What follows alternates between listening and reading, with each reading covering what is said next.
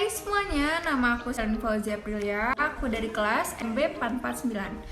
Di sini aku mau menjelaskan tentang ilmu ekonomi.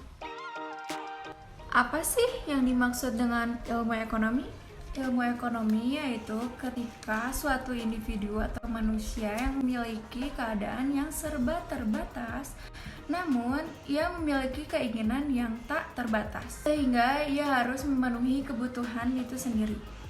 Yang kedua, mengapa masalah ekonomi itu muncul? Karena manusia dengan keadaan yang tak terbatas, namun sumber dayanya yang terbatas, itu membuat manusia harus memenuhi kebutuhannya sendiri. Kemudian yang ketiga, apa sih tujuan dari ilmu ekonomi?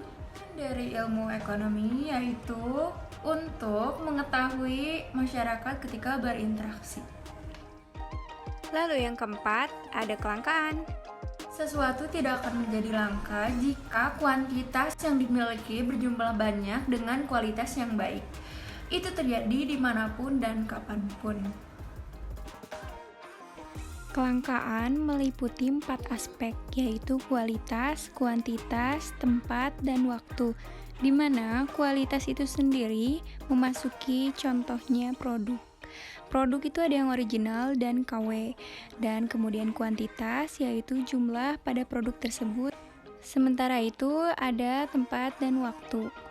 Yang kelima, ada teori ekonomi. Yang pertama, di lingkupnya dibagi dua menjadi teori mikroekonomi dan juga makroekonomi. Dalam teori ekonomi mikro, yaitu interaksi antara penjual dan pembeli. Interaksi seperti di pasar barang sama dengan beli jual transaksi. Dan kemudian dengan adanya transaksi itu adalah teori ekonomi mikro. Contoh peran dalam ekonomi mikro yaitu penjual, pembeli, tanah, barang, dan karyawan. Selain ekonomi mikro, dan di sini ada ekonomi makro yang bercontohnya negara. Teori ekonomi makro yaitu proses alokasi sumber daya kompleks terkait dengan inflasi. Contohnya pengangguran, inflasi, dan perdagangan internasional.